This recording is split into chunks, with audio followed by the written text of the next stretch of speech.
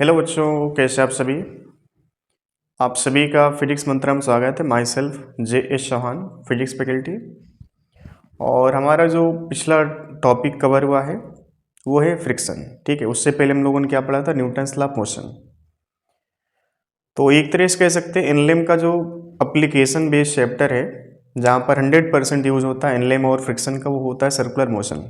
ठीक है, तो अब वो जो चीज़ें हैं थोड़ा सा कंटिन्यूटी मेंटेन रहने, तो हम इससे पहले जो है वर्क एनर्जी पावर पढ़ना चाह रहे थे, लेकिन है क्या कि फिर वर्क एनर्जी पावर काफ़ी ज़्यादा डिफरेंट हो जाती है चीज़ें वहाँ पे, है ना। तो जो फ्रिक्शन और एनलेम का 100% यूज है दैट इज सर्कुलर मोशन। ठीक है, सर्कुलर मोशन में 100% यूज है उसका। तो सर्कुलर मोशन के बारे में आपको पहले से कुछ बेसिक बेसिक बातें पता होंगी। ठीक है, वो चीज़ें आपको आज मिलेंगी जो आपने इससे पहले नहीं सोचा था, और इतना हम गारंटी लेते हैं कि आपको इससे पहले वो चीज़ें नहीं मिली होंगी। ठीक है, सबसे पहला जो मिसकंसेप्शन होता बच्चे का कि यार ये सर्कुलर मोशन होता है, इसमें बॉडी एक सर्कल में गोल गोल घूमती, तो उसको हम कहते हैं सर्कुलर मोशन। ठीक है, पहला पॉइंट यही से स्टार्ट होता है। बाकी हम और सारी बातें करेंगे, बॉडी सर्कुलर पाथ पे क्यों चलना चाहती है, चल रही है तो अपनी मर्जी चल रही है या फिर उसको कोई बाउंड करके बैठा है, बहुत सारी बातें होंगी। थ्योरी के नाम पर मान चलिए कि पहला और दूसरा लेक्चर, थ्योरी जो बनती है सर्कुलर मोशन की, पहला और दूसरा लेक्चर। उसके बाद ये मान चलिए कि सारी बातें न्यूमेरिकल बेस होती है। जैसे आपने एलएम पढ़ा तो वहाँ पर न्यूटन के 3 ही नियम थे, बाकी जो भी बातें हो रही थी, चाहे वो स्यूडो फोर्स की बात हुई, चाहे फ्रेम ऑफ रेफरेंस की बात हुई, या और भी सारी बातें की थी, तो हमने कहीं ना कहीं न्यूटन्स लॉ ऑफ मोशन की जो एक छोटा फार्मूला था that is F equal to M into A, उससे ही लगभग लगभग सारे न्यूमेरिकल हमने किए थे। ठीक है, तो 3 चैप्टर में मान चलिए थ्योरी के नाम पर मुश्किल से टोटल जो लेक्चर्स होते हैं उनका एक तरह से मान चलो कि मुश्किल से 20% कह लो, 10% कह लो, इतना थ्योरी होती है, बाकी सारा कुछ न्यूमेरिकल बेस होता है। तो सर्कुलर मोशन भी ऐसा ही है, इसमें भी थ्योरी के नाम पर बहुत ज़्यादा कुछ है नहीं, बट कॉन्सेप्ट मान चलिए कि बहुत अच्छे अच्छे इसमें दिए जाते हैं, और वो चीज़ें तुमको दिखेंगी जो इससे पहले तुमने सर्कुलर मोशन में नहीं देखी होंगी। ठीक है, तो चैप्टर को बहुत बेहतरीन तरीके से हम लोग शुरू करेंगे, और बेहतरीन तरीके से आप इसको सीखिएगा। जहाँ पर भी डाउट हो तो कमेंट करके ज़रूर बताएंगे सर यहाँ पर ये चीज़ हमको थोड़ा सा डाउट लग रही है। ठीक है, तो चैप्टर का नाम है सर्कुलर मोशन। नाम से कुछ बच्चों को लग रहा है कि यार जो सर्कुलर मोशन है इसमें एक पार्टिकल सर्कुलर पाथ पे चलेगा। चैप्टर का नाम क्या है, सर्कुलर मोशन, मतलब कि पार्टिकल किस में चलेगा, को सर्कुलर पाथ पे। वो चीज गलत है। सर्कुलर मोशन में पार्टिकल सर्कुलर पाथ पे चल भी सकता है और सर्कुलर पाथ पे नहीं भी चल सकता है। अभी वो चीज़ हम जस्टिफाई करेंगे कि जो लीनियर पाथ होगा पार्टिकल का वो भी सर्कुलर पाथ में कन्वर्ट हो सकता है। ठीक है, और ऑलरेडी अगर कोई पार्टिकल सर्कल में चल रहा, कोई कर्व पाथ में चल रहा, तो ऑलरेडी क्या होगा, सर्कुलर पाथ। सर्कुलर मोशन में आप उसको पढ़ोगे, बट एक स्ट्रेट पाथ या लीनियर पाथ को भी सर्कुलर पाथ में कन्वर्ट किया जा सकता है। कैसे कर सकते हैं? देखिए, ये बात बिल्कुल सही है कि जो भी न्यूमेरिकल तुमको मिलेंगी वो लगभग लगभग मान के चलो कि 80 से 90% न्यूमेरिकल, 80% कह लो, 80% न्यूमेरिकल तुमको मिलेंगे सर्कुलर पाथ पर बेस। ठीक है, जेई लेवल पर जो न्यूमेरिकल आती हैं वो स्ट्रेट पाथ पर भी बनती हैं, जिनमें स्ट्रेट पाथ होता है पार्टिकल का, बट वो ऑब्जर्वेशन के थ्रू, ऑब्जर्वर के थ्रू वो एक सर्कुलर पाथ में कन्वर्ट हो जाता है। ठीक है, तो स्टार्टिंग हम लोग थोड़ा सा बेसिक से चलेंगे, बहुत ज़्यादा नहीं दौड़ना हमको। ये बात बिल्कुल सही कि पार्टिकल अगर सर्कुलर पाथ पे चलेगा तो वो जो है ना पार्ट होगा सर्कुलर मोशन का। जैसे मान लो कोई पार्टिकल है मास का, ये सर्कुलर पाथ पे चल रहा है विद वेलोसिटी v, तो साफ साफ दिख रहा है it is a part of circular motion. ठीक है, पार्टिकल सर्कुलर पाथ पे चलना। अब हम ये कहें जैसे मान लो कोई पार्टिकल है, ये स्ट्रेट पाथ पे चल रहा, पार्टिकल कैसे चल रहा है, स्ट्रेट पाथ। ठीक, ये कोई पार्टिकल है स्ट्रेट पाथ पर कांस्टेंट वेलोसिटी से चल रहा है। क्या है, सर्कुलर पाथ हो सकता है, हो भी सकता है और नहीं भी हो सकता है, दोनों बातें हो सकती है। इस पार्टिकल का पाथ सर्कुलर हो भी सकता है और नहीं भी हो सकता है। समझने के लिए एक छोटा सा एग्जांपल लेते हैं। जैसे मान लो ये घर है मेरा और यहाँ पर, ठीक है, इस वाले फ्लोर पर मेरी वाइफ है, ठीक है, इस फ्लोर पे वाइफ है, बिल्कुल सीधी सड़क है, ठीक है। और सीधी सड़क को ज्वाइन करते हुए ठीक उसी पाथ पे सामने जो है घर है, उस घर में जो है बेबी है मेरी। स्ट्रेट पाथ पे हम चल रहे हैं, तो वाइफ या मैडम के हिसाब से मेरे पाथ मेरा कैसा होगा? अगर वाइफ मुझे देखेंगी तो फाइनली जो पाथ होगा मेरा कैसा होगा? वो स्ट्रेट होगा, मैं सीधे जा रहा हूँ। बट अगर मान लो मुझे कोई और भी देख रहा, मुझे कोई और भी देख रहा, ठीक है, देख रहे नहीं कहेंगे, कोई और देख रहा, ठीक है, यहाँ पर मान लो एक्स, ठीक है, कोई एक्स है जो कि मुझे देख रहा, ठीक है, इसको हम कहते हैं ऑब्जर्वर। ये भी ऑब्जर्वर है, लेकिन ये जो है ना ठीक उसी लाइन पर जिस लाइन पर मैं आगे जा रहा हूँ, और यहाँ पर कोई एक्स है जो कि मुझे, ये ऑब्जर्वर है।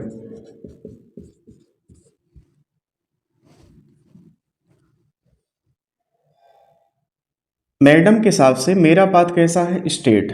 बट जो ये ऑब्जर्वर है जो कि मुझे देख रहा, जैसे मैं आगे बढ़ूंगा तो ये मुंडी क्या करेगा? अपनी इमेजिन करो इस चीज को, अभी क्या मैं इसके ठीक सामने हूं, जैसे मैं आगे बढ़ा तो इसकी मुंडी क्या होगी? ऐसे देखो ये खड़ा है, तो ये मुंडी क्या करेगा? अपनी ऐसे घुमाएगा, अपनी मुंडी घुमाएगा। अभी इसके लिए मैं यहाँ पर था, बट जैसे कुछ टाइम बीता तो कुछ टाइम बाद मैं जो है यहाँ पर कहीं हो गया, ठीक है, कुछ टाइम बाद यहाँ पर मैं हूँगा, कुछ टाइम बाद आगे ऐसे बढ़ता चला जाऊँ। अब आप देखिए जो ये इंसान है, जो ये इंसान या जो भी है, इसको तुम कुछ भी नाम दे सकते हो अपनी भाषा में। ये जो ऑब्जर्वर, इसके हिसाब से मेरा पाथ कैसा है? ये अपनी मुंडी घुमा रहा, तो जब मुंडी घुमाया तो इसके लिए जो पाथ हो गया मेरा कैसा हो गया? वो सर्कुलर। बट मैडम के हिसाब से मेरा पाथ कैसा है? स्ट्रेट। क्योंकि मैडम मुंडी नहीं घुमा रही, सीधा मतलब ऐसे देख रही, ये एक टक जो है देख रही है, क्योंकि मैं सीधा जा रहा और उसी लाइन पर जो मैडम जी खड़ी थी। लेकिन जो दूरी पर कुछ खड़ा है या खड़ी है जो भी है, वो जब मुझे देखेगी तो अपनी मुंडी घुमाएगी, तो उसके लिए मेरा पाथ कैसा हो गया? सर्कुलर। ये गलत फहमी होती है कि सर्कुलर पाथ, सर्कुलर मोशन जो होता है, जो पार्टिकल सर्कुलर पाथ पे चलते हैं उनको ही सर्कुलर मोशन में कंसीडर किया जाता है। ऐसा नहीं होता है। स्ट्रेट पाथ वाले जो मोशन होते हैं, पाथ होते हैं, उनको भी हम सर्कुलर पाथ में कन्वर्ट कर सकते हैं by the help of this observer. तो इस ऑब्जर्वर के हिसाब से मेरा पाथ कैसा हो गया? सर्कुलर, चूंकि मुंडी अपनी रोटेट करेगा, ठीक है। अब देखो ये जो मुंडी रोटेट करने की जो एक तरह से स्पीड है, ये मान लो थीटा, ये थीटा, और ऐसे बहुत सारे थीटा बनते चले जाएंगे, ठीक है। तुमने इस चीज महसूस की होगी, तुम इस चीज को महसूस किया होगी, जैसे मान लो तुम सड़क पर खड़े हो, सड़क पर तुम खड़े हो, तुम्हारे सामने से एक सुंदर कन्या स्कूटी से निकली, ठीक है। जैसे ही सुंदर कन्या सामने से निकलती है, तुम्हारी मुंडी बहुत तेज घूमती है, ऐसा तुमने महसूस किया होगा। बट जैसे ही वो थोड़ा दूर निकल जाते, तुम्हारी मुंडी की जो रफ्तार होती है धीमी होती चली, बट सामने जैसे निकलती है ना, उस टाइम पर तुम अपनी मुंडी को बहुत फास्ट घुमाते हो ऐसे, तो जो तुम्हारी मुंडी का रोटेशन है समय के साथ कम होता, मतलब जो स्पीड है वो कम होती चली जाएगी। समझ में आ रही बात? इस ऑब्जर्वर के लिए यहाँ पर एंगुलर वेरिएबल्स अटैच है। ये जो ऑब्जर्वर, इसके लिए क्या है? Angular variables. एंगुलर वेरिएबल्स क्या होते हैं इस पर हम लोग चर्चा करेंगे अभी, बट ये समझे कि एंगुलर वेरिएबल इसके साथ क्या है? अटैच है। उन एंगुलर वेरिएबल्स में पहला सबसे पॉइंट आता है थीटा, इसके बाद आएगा ओमेगा, इसके बाद आएगा अल्फा, ठीक है। थीटा, ओमेगा, अल्फा, ये तीन एंगुलर वेरिएबल्स होते हैं, ठीक है। तो ये मतलब एक बेसिक सी बात हमने यहाँ पर क्लियर किया कि जो सर्कुलर मोशन होता है, ये ऐसा नहीं कि जो पार्टिकल सर्कुलर पाथ पे चलेगा उस पर ही लागू होता है। एक स्ट्रेट पाथ पे चलने वाला पार्टिकल भी सर्कुलर पाथ कर सकता है on the basis of observer. ये तो मैं तो स्ट्रेट ही जा रहा था, लेकिन जो मैडम थी उनके हिसाब से मेरा पाथ स्ट्रेट था, लेकिन जो यहाँ पर मुझे देख रहे थे ऑब्जर्वर था, वो उसके हिसाब से मेरा पाथ कैसा था? सर्कुलर। क्योंकि इसके साथ क्या? एंगुलर वेरिएबल्स, ये अपनी मुंडी को रोटेट करना, फील कर पा रहे इस चीज को। अब इस छोटी सी बात से जेई में क्वेश्चन पूछा था, जेई में क्वेश्चन ये पूछा था सबसे पहला पॉइंट आप इसमें अपनी भाषा में लिख लेना, सर्कुलर मोशन जो होता है केवल वो सर्कुलर पाथ पे नहीं होता है, वो स्ट्रेट पाथ पर भी सर्कुलर मोशन हो सकता है। ठीक है, चलिए सबसे पहले हम पॉइंट बात कर लेते हैं, एंगुलर वेरिएबल्स क्या है हमारे, एंगुलर वेरिएबल्स क्या है। सबसे पहला आता है इसमें एंगुलर डिस्प्लेसमेंट,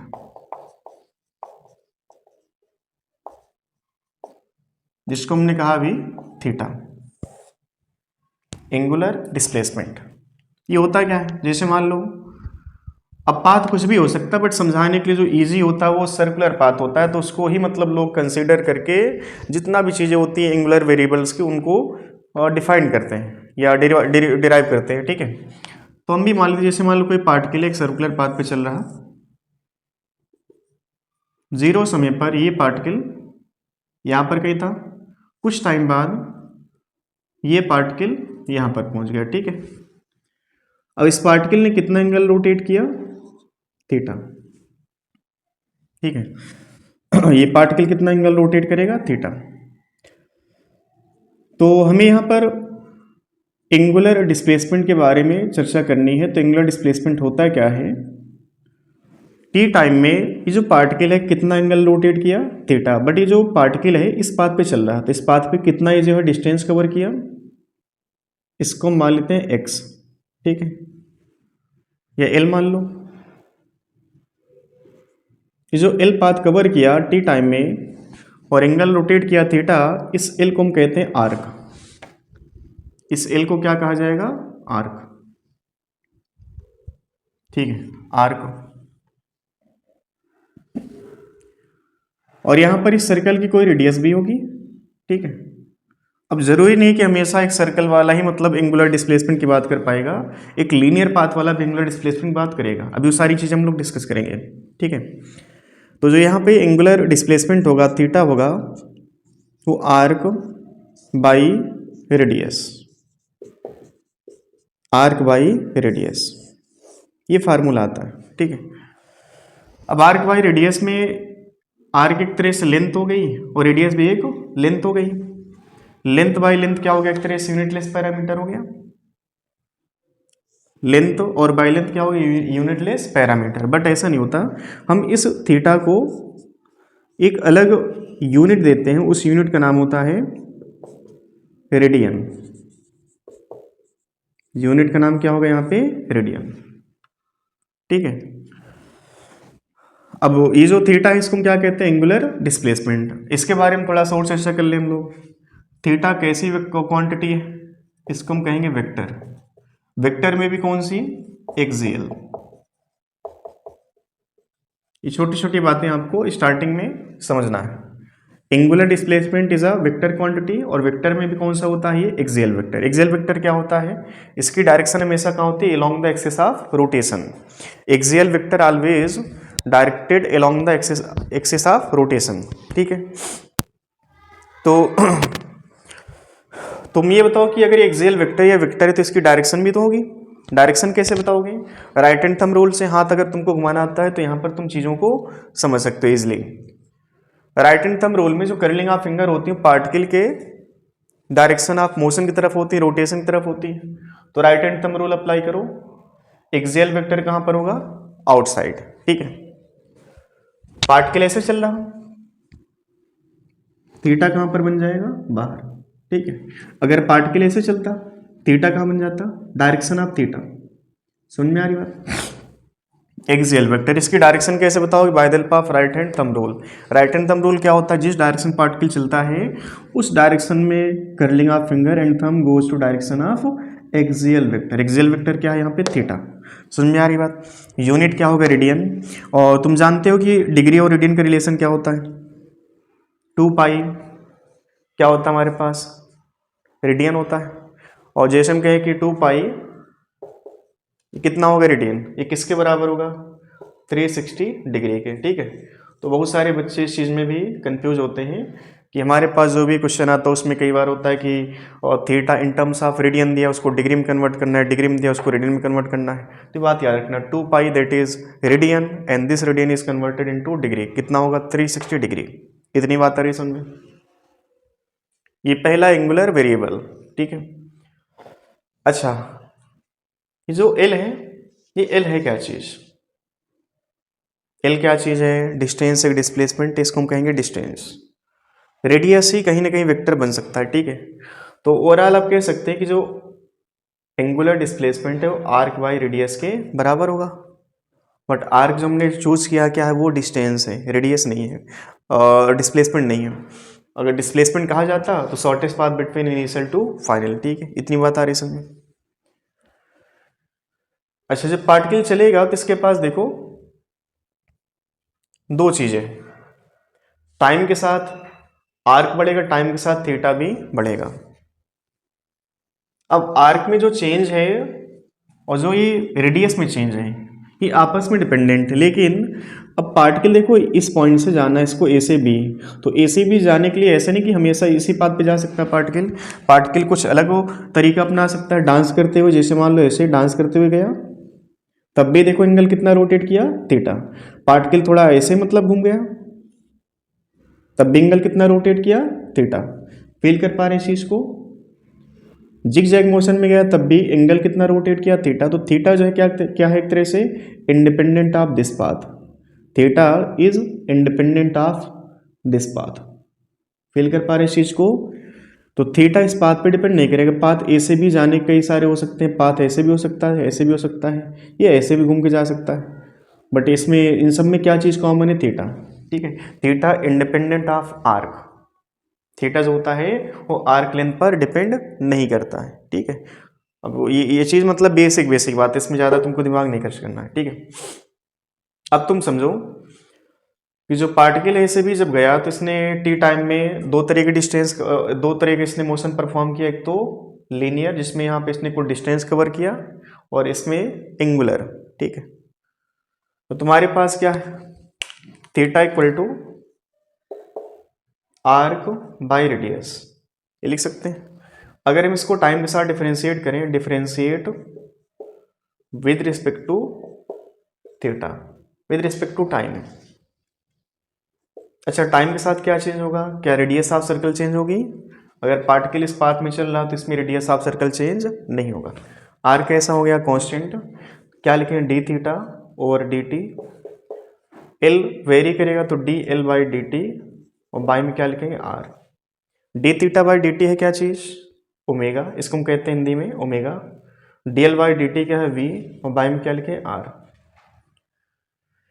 तो फाइनली यहां से v बराबर मिल जाएगा हमको r इंटू ओमेगा। तुम यहां पे गौर से देखो v क्या चीज है, v स्पीड है, वेलोसिटी है। ओमेगा हम साफ साफ जानते हैं it is the angular velocity, ठीक है। इसको आप एंगुलर स्पीड भी कह सकते हो, बट अभी जो हम इसको कहेंगे फाइनली यहाँ पर मैग्नीट्यूड की बात हो रही, तो आप इसको क्या कहोगे, angular speed, and this is linear speed, ठीक है। तुम ये बात भी जानते हो कि जो ओमेगा होता है एक वेक्टर क्वांटिटी है, is a vector quantity, vector quantity. Vector में भी कौन सा होगा, जैसे थीटा वेक्टर था, और थीटा वेक्टर होने के साथ साथ कौन सा वेक्टर है, वो एक्सियल, ठीक। वैसे ही ओमेगा क्या वेक्टर, बट वेक्टर में भी कौन सा होगा, ये एक्सियल। इसकी भी जो डायरेक्शन होगी ओमेगा की, या तो प्लेन के परपेंडिकुलर इनसाइड या तो प्लेन के परपेंडिकुलर आउटसाइड, दो ही पॉसिबिलिटी हो सकती है, ठीक है। तो जिस डायरेक्शन में थीटा होगा उसी डायरेक्शन में हमारा ओमेगा होगा। अगर वी की डायरेक्शन तुमको बतानी, जैसे मान लो पार्टिकल सर्कल में चल रहा, ये वी है, ये आर है, ठीक है, रेडियस वेक्टर।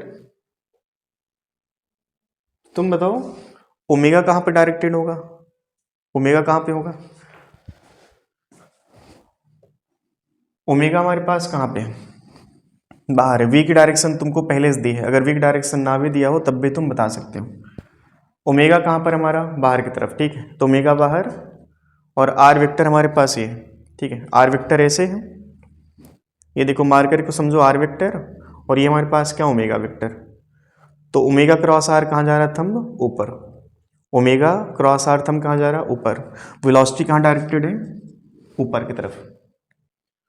अब यहीं पर तुमको अगर ये कैलकुलेट करना कि ओमेगा कहाँ डायरेक्टेड होगा, तो क्या करोगे, इस आर वेक्टर को आगे खींचो, क्या करोगे, आर वेक्टर क्रॉस वी।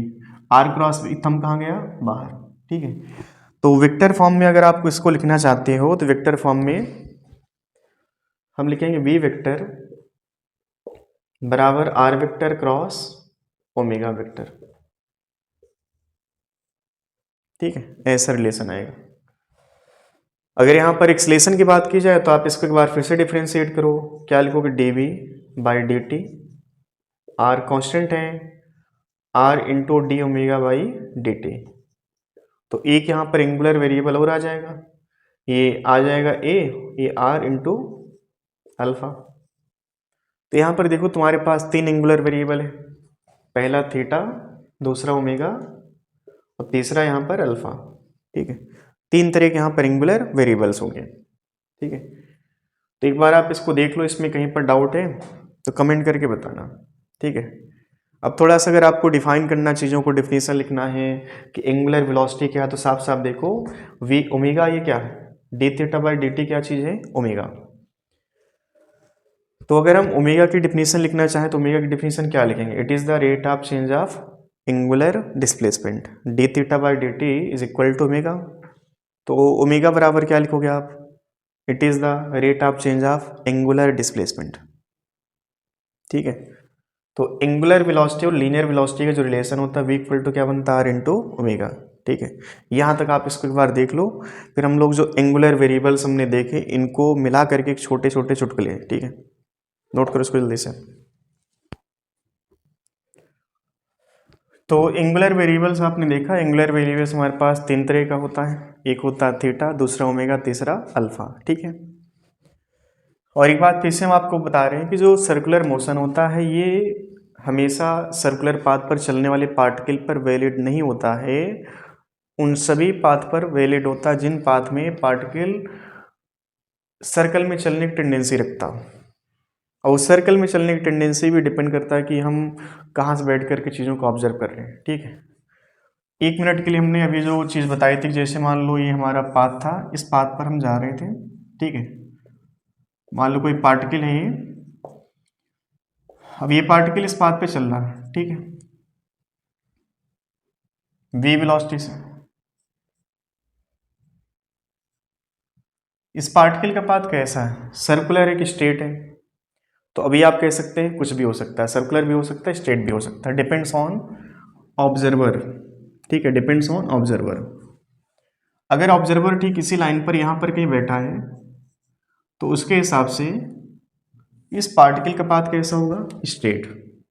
अगर पूछा जाए कि एंगुलर वेलोसिटी क्या है, इस पार्टिकल की एंगुलर वेलोसिटी कितना है, तो आंसर क्या बनेगा, angular velocity of particle with respect to observer कितना बन जाएगा, 0।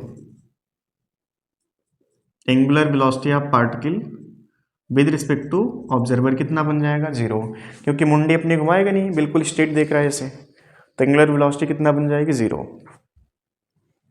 जैसे मान लो अगर कोई ऑब्जर्वर यहाँ पे होता, ठीक है, ऑब्जर्वर यहाँ पे होता और ये जो वेलोसिटी है कांस्टेंट है, वेलोसिटी कैसी है, कांस्टेंट। ठीक है, टी बराबर 0 पर पार्टिकल यहाँ पे था और इसी टाइम पर ऑब्जर्वर यहाँ पर ये रुका हुआ। ठीक है, अभी कुछ केस हम ऐसे उठाएंगे जहाँ पर ऑब्जर्वर भी मूविंग होगा, बट अभी केसेस थोड़ा सिंपल से हम लोग स्टार्ट करेंगे।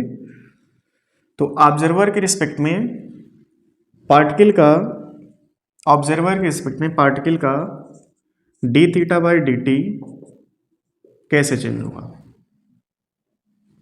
D theta by D T basically क्या पूछा, ओमेगा ही पूछा है। ठीक है, D theta by D T पर ऑब्जर्वर का जो ऑब्जर्वेशन होगा टाइम के साथ कैसा होगा, घटेगा, बढ़ेगा, कांस्टेंट रहेगा, या घटेगा फिर बढ़ेगा उसके बाद, मतलब ऐसे ऑप्शन दिए होंगे। ठीक है, तो क्वेश्चन हमारा समझ में आया, क्वेश्चन क्या है, टाइम के साथ ऑब्जर्वर के लिए D theta by D T पर क्या इफेक्ट पड़ेगा। ठीक है। D theta by D T पर क्या इफेक्ट पड़ेगा? पहला इंक्रीज करेगा, दूसरा डिक्रीज करेगा, तीसरा चेंज नहीं होगा मतलब कांस्टेंट रहने वाला है। ठीक है, ये D theta by D T क्या आप पूछ एक तरह से ओमेगा। और चौथा मान लेते हैं, पहले इंक्रीज करेगा, देन उसके बाद क्या करेगा? डिक्रीज। बहुत बेहतरीन क्वेश्चन है, थोड़ा सा इसमें फील ला करके आप समझोगे तो आंसर आएगा आपका। ठीक है, और वो जो हमने आपको बताया ना कि जो सुंदर कन्या सामने गुजरती है, तो जस्ट जब तुम्हारे सामने गुजरती है तुम्हारी जो मुंडी की रफ्तार होती है ज़्यादा होती है, जैसे वो दूर जाती है तुम्हारी रफ्तार कम होती चली जाती है। इस बात को फील करोगे। तो 1 मिनट के लिए आप इसको स्क्रीन पॉज करके सोचें इसका आंसर क्या होगा। ठीक है, सोच लिया होगा आपने, आंसर आपका कुछ ना कुछ इसमें से मैच किया होगा। ये भी क्या है? कांस्टेंट है। हम ये मान लेते हैं कि पहले टी टाइम में पार्टिकल का डिस्टेंस x, टी टाइम में कितना चला? x। अगले टी टाइम बाद भी कितना चलेगा? बोलो बोलो। नेक्स्ट टी टाइम में पार्टिकल कितना चलेगा भाई? कितना चलेगा? x। ठीक है, सोचना इसको थोड़ा। टी टाइम में पार्टिकल कितना चला? x।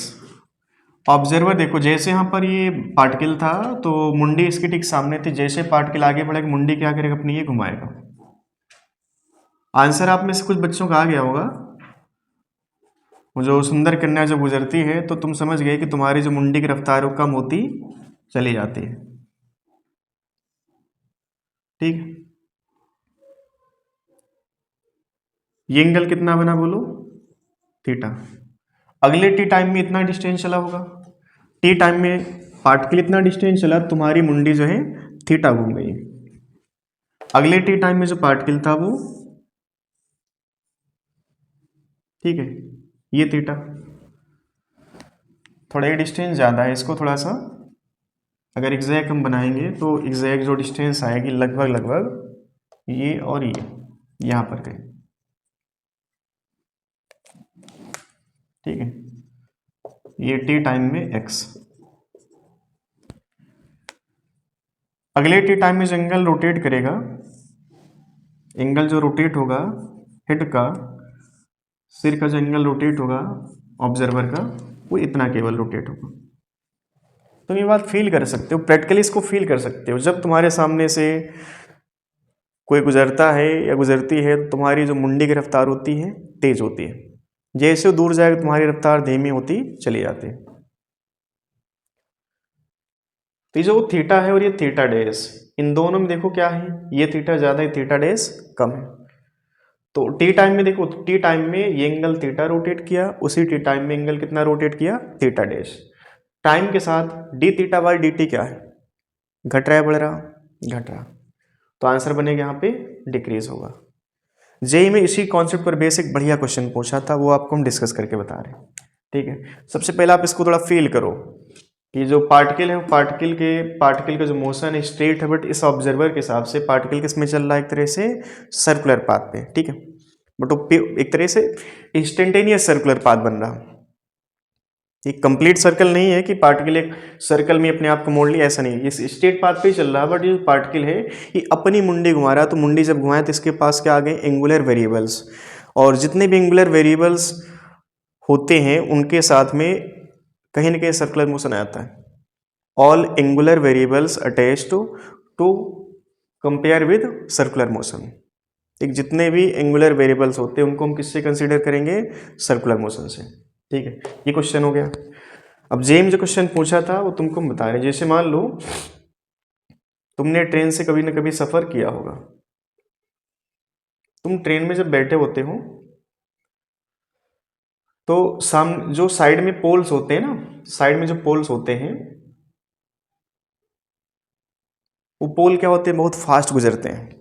ट्रेन की रफ्तार मान लो 100 की लगभग, तो साइड वाले पोल होते हैं ना जूम करके पीछे निकल गए।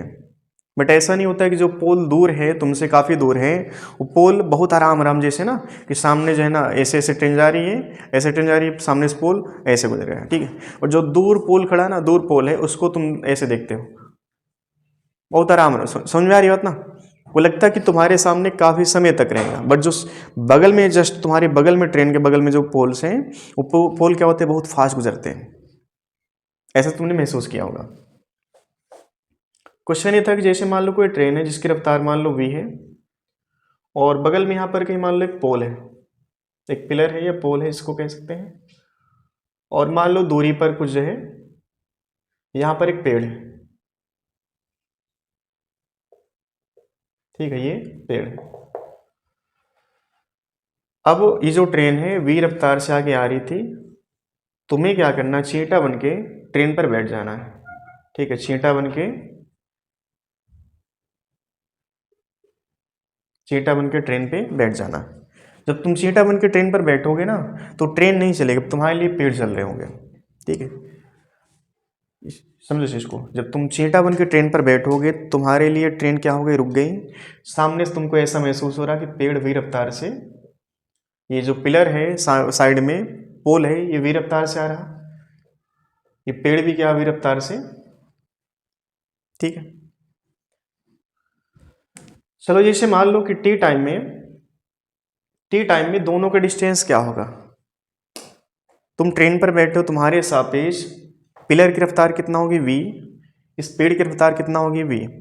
तुम जहां पर बैठे हो उस ट्रेन की रफ्तार v है, तो तुम्हारे सापेक्ष दुनिया के सभी ऑब्जेक्ट तुम्हारी तरफ v से आ रही होंगी, जो सामने है या साइड में, या v से तुम्हारे सापेक्ष जा रही पीछे।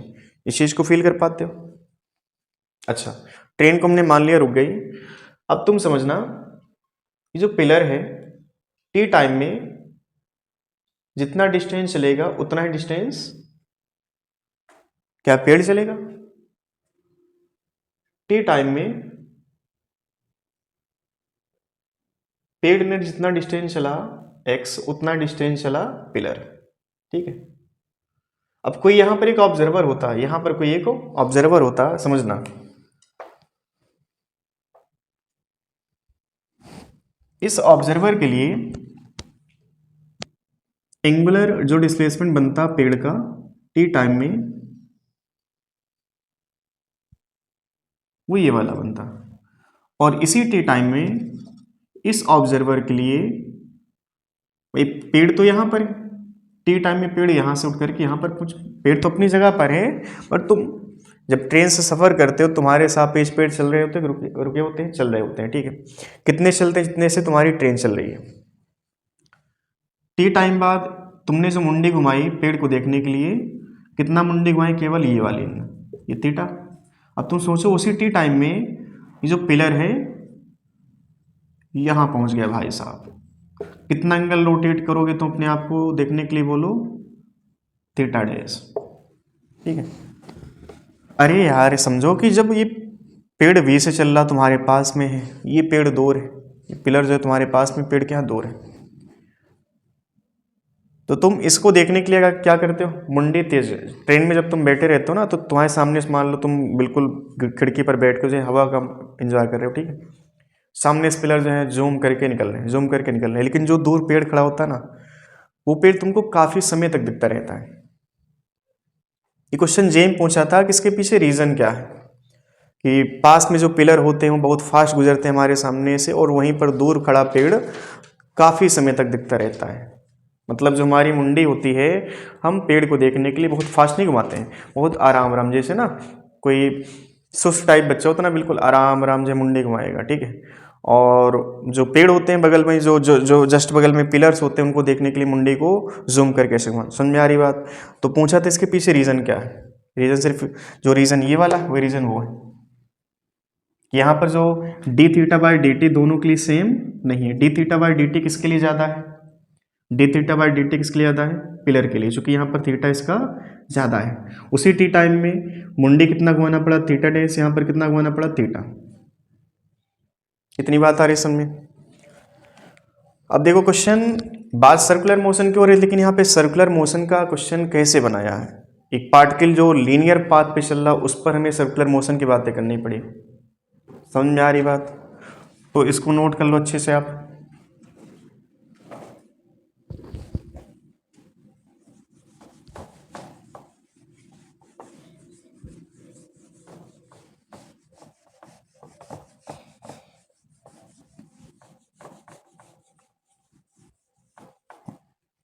अब क्वेश्चन कैसे बनते हैं इस पे वो थोड़ा देखो। जैसे मान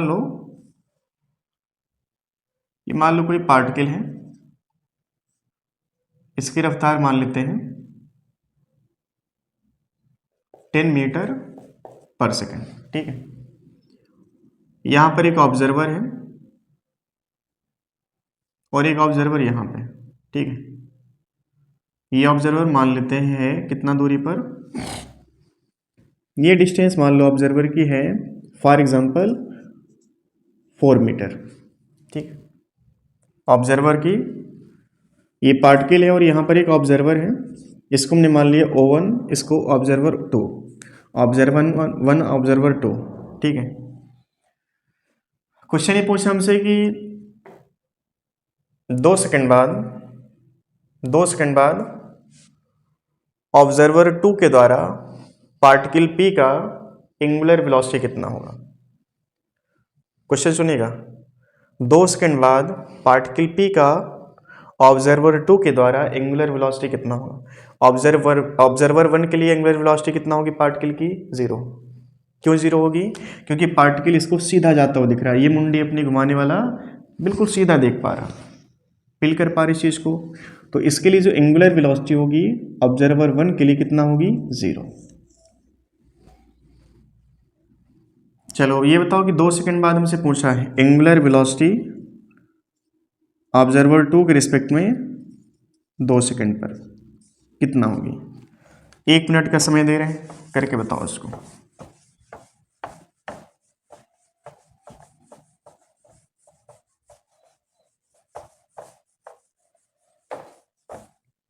चलो बताओ क्या आंसर आया। ये समय मान लो t बराबर 0 है। 2 सेकंड बाद पार्टिकल कितना डिस्टेंस कवर किया होगा बोलो। 2 सेकंड बाद कितना चलेगा, 20 मीटर, ठीक है। 2 सेकंड बाद कितना चलेगा, 20 मीटर।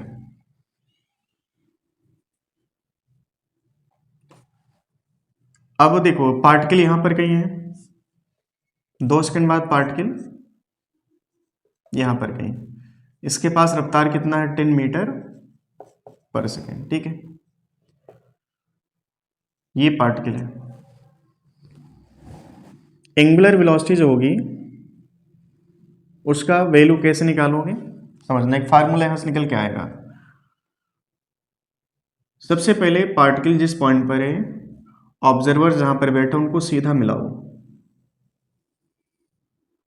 सीधा मिला दिया। पहला जो पॉइंट हमारा, जिस पॉइंट पर हमें पार्टिकल का एंगुलर वेलोसिटी बताना है ऑब्जर्वर के सापेक्ष, उस पॉइंट को हम क्या करेंगे, ऑब्जर्वर सीधा मिला देते हैं।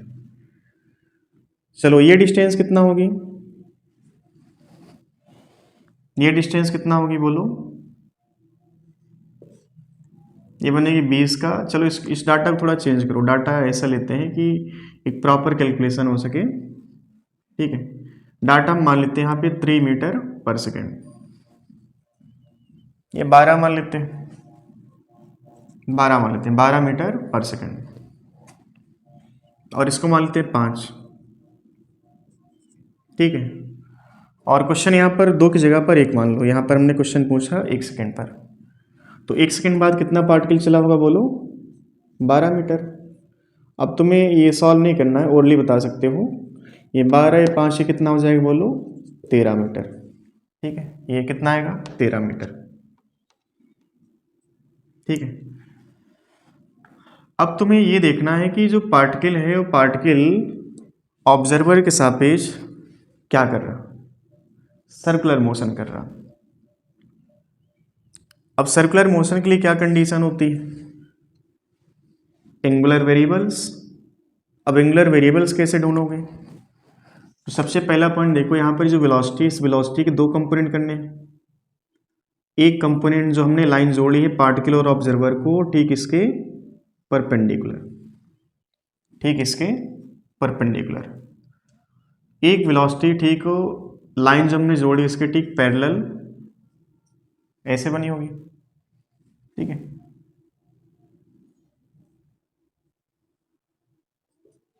चलो ये एंगल मान लो थीटा है, ये एंगल थीटा। बताओ ये एंगल देखो, ये थीटा, ये 90, 90 माइनस थीटा, तो एंगल कितना हो जाएगा 90 माइनस थीटा, ये कितना बन जाएगा बोलो थीटा। अब इस v का ये कंपोनेंट क्या बन जाएगा बोलो, v cos थीटा बनेगा। इसका इस साइड कंपोनेंट क्या बन जाएगा बोलो, v sin theta, v sin theta.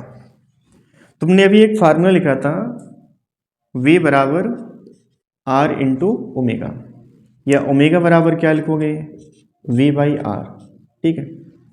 ये फार्मूला है। अब ये फार्मूला अधूरा है, इसमें तुम्हें अब जो है समझ में आएगी कि वास्तविकता में हमें यहाँ पर v कौन सा रखना होता है, r कौन सा रखना होता है। v तुम वो रखोगे। अच्छा तुम बताओ, ये जो पार्टिकल है, ये जो ऑब्जर्वर है, इसके सापेक्ष पार्टिकल को कौन घुमा रहा, v sine theta, v cos theta. यहाँ पर अगर हम बैठ कर देखें तो हमारे सापेक्ष पार्टिकल को घुमाने वाली कौन सी velocity, v sine theta, v cos theta. v sine theta particle को ऐसे खींच रही है ऊपर की तरफ, तो इसके सापेक्ष इसमें कोई रोटेशन जैसी पॉसिबिलिटी नहीं है। पार्टिकल को जो रोटेट करने वाली वेलोसिटी रिस्पॉन्सिबिलिटी लेके बैठी है कौन सी है, v कॉस थीटा। और v कॉस थीटा है क्या चीज, परपेंडिकुलर वेलोसिटी कह सकते हैं एक तरह से, परपेंडिकुलर वेलोसिटी। अब आज की डेट में तुम ये फॉर्मूला लिखोगे, ओमेगा बराबर लिखोगे v परपेंडिकुलर और y में क्या लिखोगे r। ये r क्या होता है, यहाँ पे रेडियस जैसा भी शब्द ऐड नहीं करोगे, यहाँ पर क्या करोगे, r का मतलब distance between particle and observer, distance between particle and observer. तुम ये चीज़ फील करके सोच सकते हो यार कि जो v cos थीटा ही शायद इसको घुमाना चाहती है और v sin थीटा पार्टिकल को खींचना चाहती है। तो घुमाने वाली वेलोसिटी कौन सी यहाँ पर है, v cos थीटा। तो ओमेगा यहाँ पर क्या लिखोगे इस केस के लिए बोलो, ओमेगा बराबर क्या लिखोगे, v perpendicular that is v cos theta, और बाय में distance between particle and observer है कितना वो 13 मीटर। अब देखो यहाँ पर v तो हमको दिया है, बट cos थीटा हमको ढूंढना पड़ेगा। v कितना है 10, v कितना है 10, और cos थीटा की बात करें, cos थीटा कितना है यहाँ पे देखो, बेस बाई हाइपोटेनियस, बेस कितना है 5 और हाइपोटेनियस कितना है 13। तो पहले से 13 था, 13 इंटू 13, ये किस में आएगा, रेडियन पर सेकंड में। समझ में आई बात। ऐसे क्वेश्चन बनते देखो, एक फार्मूला यहाँ से निकला कि जो ओमेगा होता है हमेशा v perpendicular by r, r क्या होगा, distance between particle and observer. ये फार्मूला आपने पहले पढ़ा, बट ये फार्मूला कहीं पर ये नहीं बात बता पा रहा कि v परपेंडिकुलर या पैरेलल टू रेडियस या distance between particle and observer है, बट ये फार्मूला सही मायने बता रहा हमको कि जो v होता है हमेशा क्या होता है, परपेंडिकुलर, ठीक है।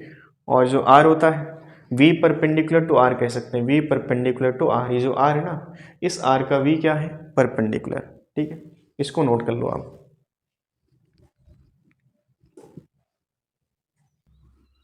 तो ये फार्मूला आप नोट कर लेना, v बाई आर रटने से अच्छा आप इसको रटो, v परपेंडिकुलर टू r या component of v which is perpendicular to r, by में r, r का मतलब क्या होगा, रेडियस नहीं होगा, r का मतलब क्या होगा, distance between particle and observer, ठीक है। चलो इसी पर भी एक छोटा सा चुटकुला और दे रहे हैं।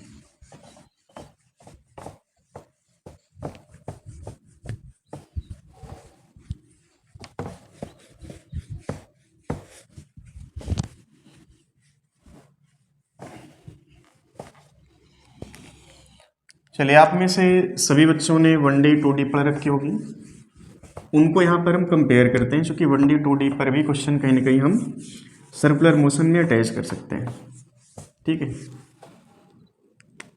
1D आपको अच्छे से आती होगी क्योंकि बहुत बेसिक बेसिक बातें होती हैं उसमें, ज़्यादा वैरायटी आप क्वेश्चन की नहीं बनती हैं। तो जैसे मान लो कोई एक पार्टिकल है, उस पार्टिकल को हमने, मान लो कोई पार्टिकल है, इसको आपने 50 मीटर की हाइट से छोड़ा। कहाँ छोड़ा है? 50 मीटर की हाइट से। और ज़मीन पर 40 मीटर की दूरी पर यहाँ पर कोई ऑब्जर्वर है। कितना दूरी पर है? 40 मीटर। ठीक है, 40 मीटर दूरी पर एक ऑब्जर्वर है। क्वेश्चन ये पूछा गया कि angular velocity of particle with respect to observer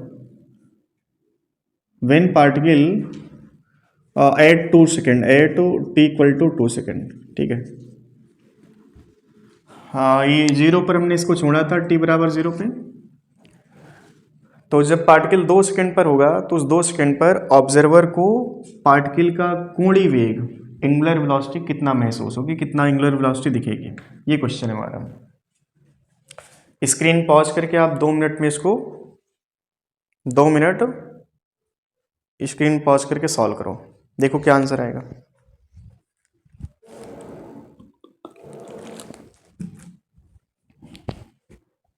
चलिए सॉल्व कर लिया होगा। बताओ 2 सेकंड बाद पार्टिकल नीचे कितना आएगा? 2 सेकंड बाद कितना आएगा?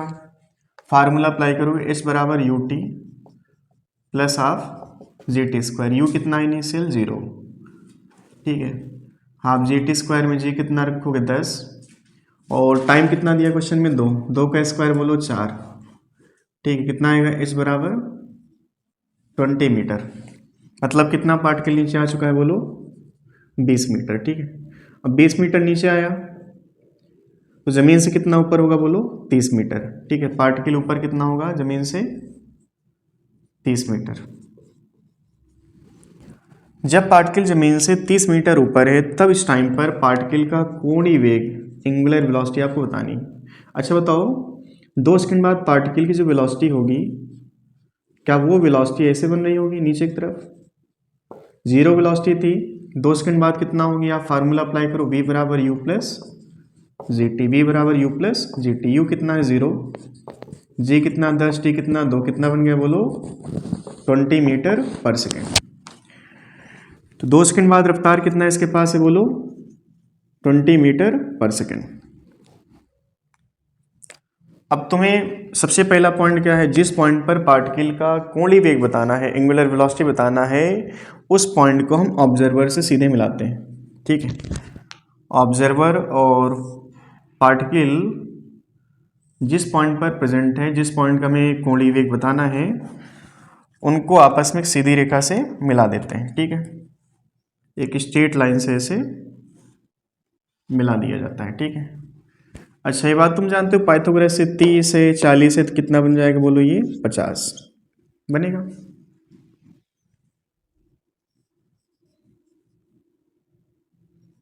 कितना बन जाएगा? 50। ठीक है, चलो बताओ ये एंगल कितना होगा? ये 30, ये 40, क्या 37 आएगा बोलो? ये कितना आएगा? 53। ठीक है, अब यहाँ तक तो बात क्लियर है कि जो वेलोसिटी है 20 मीटर पर सेकेंड, लेकिन हमें क्या करना है कि हमें इस 20 मीटर पर सेकेंड की और 20 मीटर पर सेकेंड की आवश्यकता नहीं है।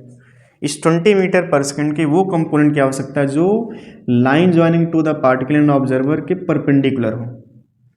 Line joining particle and observer ये है, इसके ठीक परपेंडिकुलर। ठीक है, तो कुछ यहाँ से मटाएंगे। देखो 30 है, इस 30 को तुम याद रखना, ये 50 हटा देते हैं यहाँ से। ठीक है, 50 हमने हटा दिया। खिचड़ी ज़्यादा पक जाएगी ना, फिर वो तुमको दिखाई नहीं देगा कि हमने कहाँ पर क्या लिखा, फिर आपको माइक्रोस्कोप से जो है देखना पड़ेगा, है ना।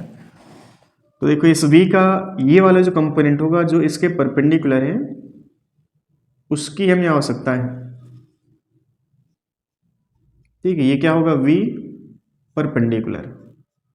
ठीक है, v परपेंडिकुलर। एक v पैरेलल भी होगा इस लेंथ के लॉन्ग, उससे हमारा काम नहीं है। ठीक है, इस 20 का जो v परपेंडिकुलर होगा वो कितना आएगा बोलो? v cos 53 या sin 53? sin 53। ठीक है, v का वैल्यू कितना बोलो? v का वैल्यू कितना? 20। sin 53 कितना होगा? देखो 53 40/50, 40 और बाई में कितना लिखें? 15। समझ में आ रही बात? 0 से 0 उड़ा दो, 5 से 20 मतलब कि 4, v परपेंडिकुलर कितना आया 16 मीटर पर सेकेंड। अब सारा खेल खत्म हो चुका है यहाँ पे, ठीक है। अब तुम बताओ जो ओमेगा होगा आप particle about observer with respect to observer क्या बनेगा, v परपेंडिकुलर और बाई में r का मतलब क्या था, distance between particle and observer है कितना 15, तो वी पी ओ कितना होगा, डब्ल्यू ओमेगा पी ओ कितना होगा बोलो 16 और बाई में कितना है 50, 16/50 क्या आएगा रेडियन पर सेकेंड। चलो एक बार इसको देख लो, एक बेहतरीन क्वेश्चन था, ऐसे हम अभी और भी क्वेश्चन करवाएंगे, ठीक है। अब यहाँ पर देखो हमने सर्कुलर मोशन की बात कर, अभी सही मायने में जो सर्कुलर मोशन जो लोग बच्चे जानते हैं कि सर्कुलर मोशन मतलब जब पार्टिकल गोल गोल घूमता है तो उसको कहते हैं सर्कुलर मोशन, वो बात तो अभी यहाँ पर आ ही नहीं रही है, ठीक है। ये सब चीज़ें तुमने पहले नहीं देखी थी, लेकिन आज के टाइम में ऐसे क्वेश्चन बनते हैं, ठीक है। जेई वाले बच्चे तो ये गलत फहमी का शिकार बिल्कुल ना हो कि जो तुमको आता है वही पेपर में आएगा, जो तुमको नहीं आता पेपर में नहीं आएगा, ये बिल्कुल गलत फहमी होती है, ठीक है। जो तुमको आता है उससे क्वेश्चन हो सकता ना भी आवे, जो तुमको नहीं आता है उससे ही ज़्यादा पॉसिबिलिटी होती है। जेई में ये होता है कि जो तुमको नहीं आता ना पेपर में वो क्वेश्चन आने की पॉसिबिलिटी ज़्यादा होती है, मतलब कि तुम्हें हर वो चीज़ सीखनी है जिससे पॉसिबिलिटी क्वेश्चन की बनने की हो। नीट में क्या होता है चुटकुला टाइप क्वेश्चन आते हैं, ठीक है, इसको नोट कर लो आप एक बार।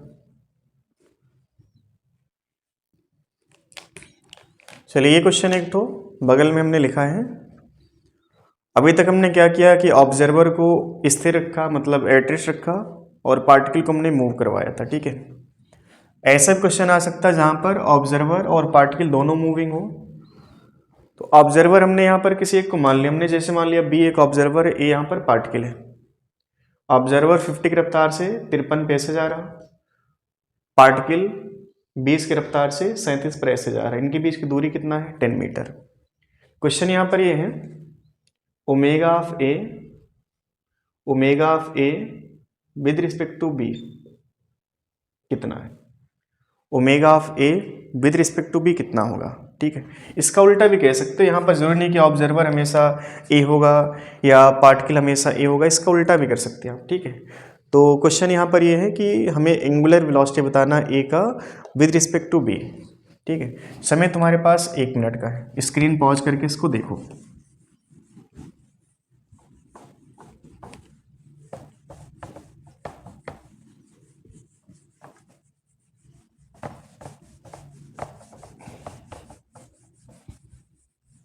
बताओ आंसर कितना आया, चलिए मैच कर लीजिएगा। जब दोनों पार्टिकल मूविंग हो तो हमें यहाँ पर v परपेंडिकुलर की जगह पर हम ये बात लिखेंगे जो रिलेटिव वेलोसिटी है परपेंडिकुलर उसकी बात करनी है, ठीक है। अब देखो यहाँ पर इस 50 के 2 कंपोनेंट होने हैं, ठीक है। 50 का इस साइड कंपोनेंट क्या बना 50 साइन 53, ठीक है। इस 20 का एक कंपोनेंट परपेंडिकुलर ऐसे जाएगा 20 साइन 37, एक कंपोनेंट अलोंग द लेंथ आएगा, कितना आएगा बोलो 20 कॉस 37 डिग्री, ठीक है। ऐसे देखो इस 50 का भी यहां पर एक कंपोनेंट आया होगा, क्या बना होगा बोलो 50 कॉस 53। तुम यहां पर अगर बैठे होते तुम्हारे सापेक्ष पार्टिकल ए को घुमाने वाली कौन सी वेलोसिटी है, 20 कॉस 37 या 20 साइन 37। ये पार्टिकल को ऐसे खींच रही है और ये भी पार्टिकल को जो है ना ऐसे खींच रही है वाली वेलोसिटी। तो अगर हम इस वेलोसिटी पर बैठ के देखें तो हमारे सापेक्ष ये वाली वेलोसिटी इसी दिशा में चल रही है। अगर हम यहाँ पर बैठे होते ये वेलोसिटी ना भी होती तब भी पार्टिकल इस वेलोसिटी से घूमना चाहता। अगर हम यहाँ पे रुके होते पार्टिकल कम रफ्तार से घूमता इस वाली वेलोसिटी से, लेकिन हम भी नीचे जा रहे हैं तो हमारे सापेक्ष अब पार्टिकल ज़्यादा रफ्तार से घूमेगा। तो सबसे पहले तुमको लिखना है अच्छा, ये cos 53 कितना होगा, देखो यहाँ पर हम डाटा लिख दे रहे हैं, ये 37 ले लो, ये कितना बनेगा बोलो, 3, ये 4, ये 5, यहाँ पर ये कितना बन जाएगा बोलो, 53।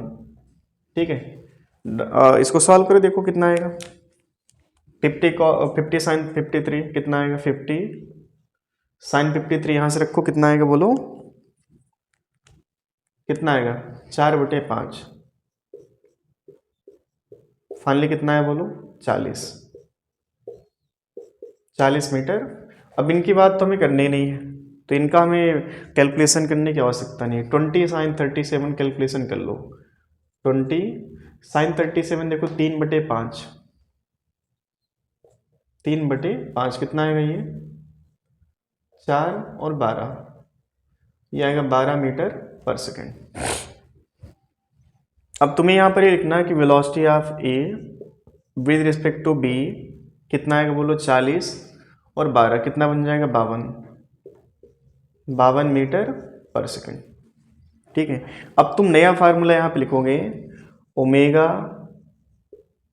Of A with respect to B that is velocity of A with respect to B, और बाय में क्या लिखोगे, इनके बीच का डिस्टेंस। ठीक है, पहले आपने क्या लिखा था, v perpendicular to d to r, और बाय में क्या था, r का मतलब क्या था, distance between particle and observer. ठीक है, तो यहाँ पर r लिख लो चाहे तो आज भी, तो ओमेगा ए बी कितना आएगा बोलो, वी ए बी कितना आएगा, 40 और 12 ऐड किया तो कितना बन गया, 52, और बाय में देखो कितना है, 10, कितना आएगा, 5.2 रेडियन पर सेकेंड। एक बढ़िया क्वेश्चन था, ऐसे भी क्वेश्चन बन जाता है कि जहाँ पर पार्टिकल ऑब्जर्वर दोनों मूविंग होंगे। ठीक है, इसको देख लो, तुमने प्रोजेक्टाइल मोशन भी पढ़ा होगा, प्रोजेक्टाइल मोशन से देखो एक क्वेश्चन बनाते हैं हम लोग।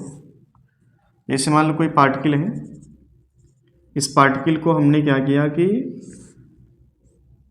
37 डिग्री पे 50 मीटर पर सेकेंड की रफ्तार से हमने फेंका।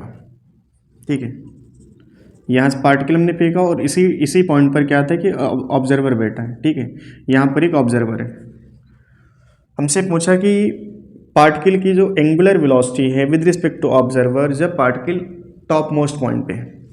ठीक है, यहाँ पर हम क्वेश्चन की लैंग्वेज लिख दें तो अच्छा लिख लेना आप इसको, हम बोल रहे हैं angular velocity of particle with respect to observer when the particle is situated at its maximum height. लिख लोगे, तो बताओ मैक्सिमम हाइट जब पार्टिकल की होती है तो क्या वो ऐसा फिगर होता है। ठीक है, प्रोजेक्टाइल मोशन में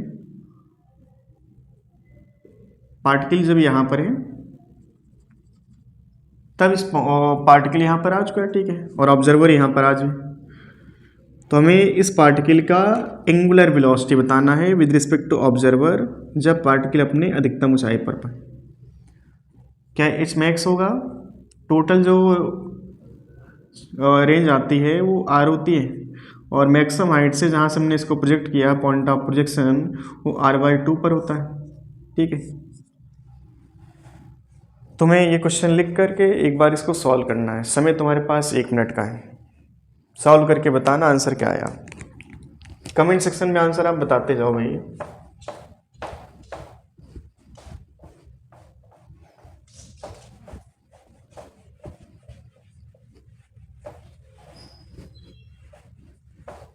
चलिए, आंसर आपका आ गया होगा।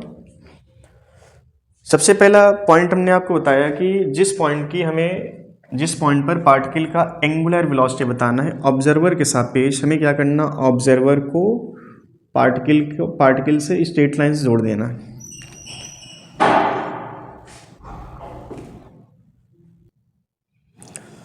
तो सबसे पहला पॉइंट यही होता है कि हमें जिस पॉइंट पर पार्टिकल का एंगुलर वेलोसिटी बताना है उस पॉइंट को ऑब्जर्वर से सीधा मिला देना है। ऑब्जर्वर भाई साहब यहाँ पर बैठे, हमें क्या करना है, इनको सीधा ऐसे मिला देना। ठीक है, ऐसे। ठीक है, और आपको करना क्या है, ऑब्जर्वर और पार्टिकल के बीच का डिस्टेंस देखना, तुमने मान लिया d। ठीक है, इसको आर मान लो, जैसे भी आपने आर माना था, ये आर है। बोल अच्छा ये आर, और ठीक है, बच्चे कंफ्यूज होंगे कि आर है क्या चीज़ भाई, महान होते हैं ना बच्चे, कुछ कहेंगे सर ये आर क्या दोनों आर सेम है ना। ये जो आर था, इससे पहले हमने बोला था कि r is the distance between particle and observer.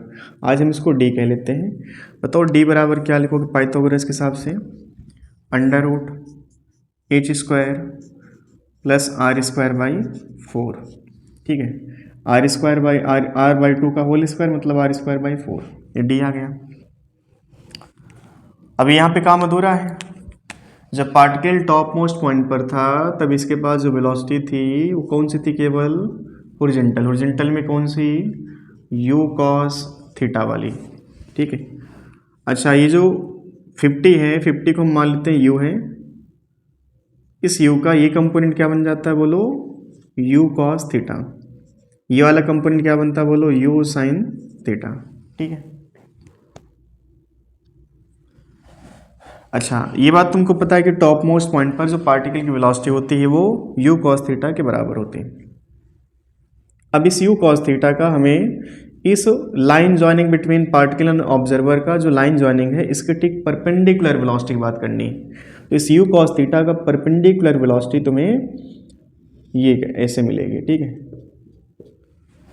अब u cos थीटा तुम बता सकते हो कितना होगा, u कितना है 50, कॉस 37, कॉस 37 कितना होगा देखो यहाँ पर, ये 37, ठीक है, यहाँ पे लिख दे रहे हैं 37, 3 4 5, ठीक है, 4/5 मतलब कि 4/5 कितना बन जाएगा बोलो, 40 मीटर पर सेकेंड आएगा। तो 40 मीटर पर सेकेंड का अब देखो ये वाला कंपोनेंट तुमको देखना, चूंकि ये क्या है, perpendicular to line joining between the particles. ठीक है, चलो मान लेते एंगल थीटा है, ये एंगल थीटा है, ये 90 होगा, ये कितना होगा 90 माइनस थीटा, ये कितना बन जाएगा थीटा, ये क्या बन जाएगा 90 माइनस थीटा। चलो इसको थीटा मान लो। ठीक है, समझ में आ रही है, थीटा 90, 90 माइनस थीटा क्या बन जाएगा थीटा। तो ये वाला जो बनेगा हमारे पास, ये एंगल बनेगा, ये 90 माइनस थीटा है, तो ये भी कितना हो जाएगा थीटा 90, 90 माइनस थीटा, ये थीटा हो जाएगा। ठीक है, ये क्या बन जाएगा तुम्हारा 90 माइनस थीटा, ये बन जाएगा क्या थीटा। ठीक है,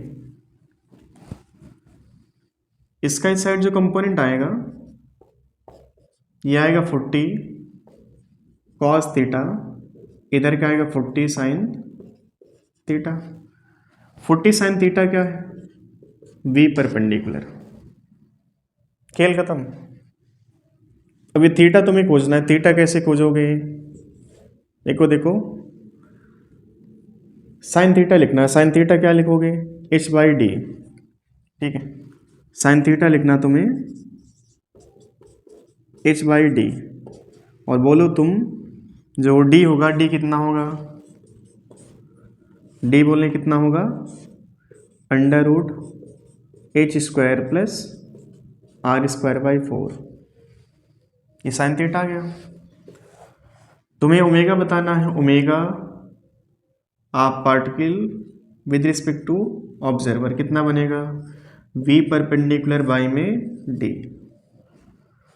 अब देखो यहाँ पर v परपेंडिकुलर कितना है 40 sine theta, 40 sine theta, sine theta देखो कितना आएगा h/, under root h square plus r square by 4, और बाई में d देखो, फिर से तुम्हें क्या लिखना d की जगह पर h square plus r square by 4 under root.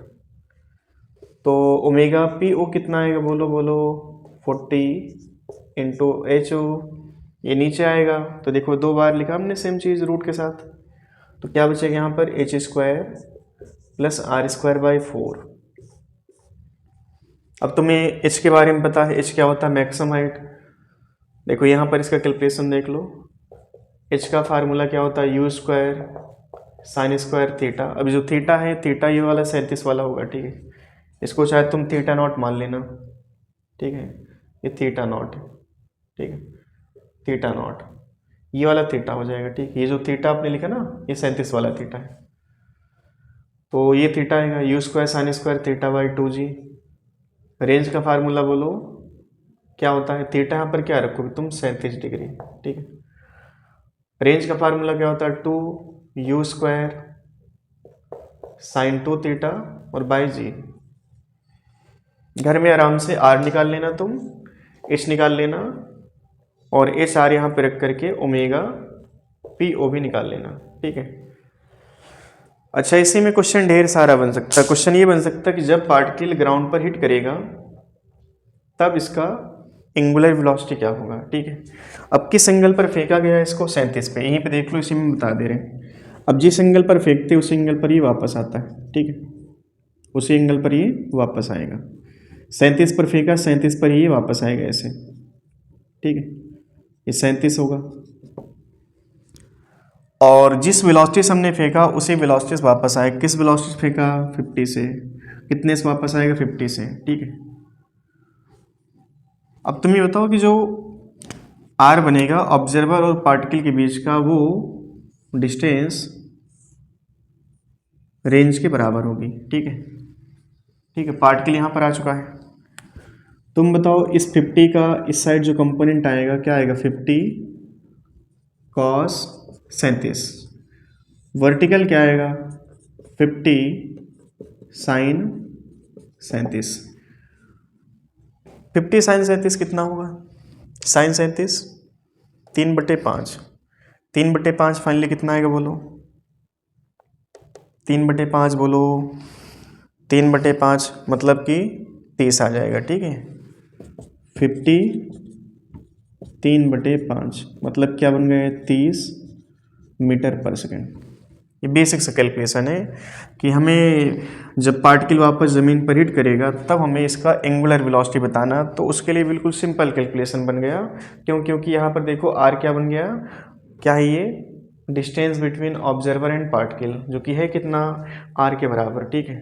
तो सेम दूसरा केस हम लिख ले रहे हैं कि जब पार्टिकल वापस ज़मीन पर हिट करेगा तब इसका एंगुलर वेलोसिटी कितना निकल के आएगा, बोलो, परपेंडिकुलर वेलोसिटी दैट इज 30 और बाई में आर,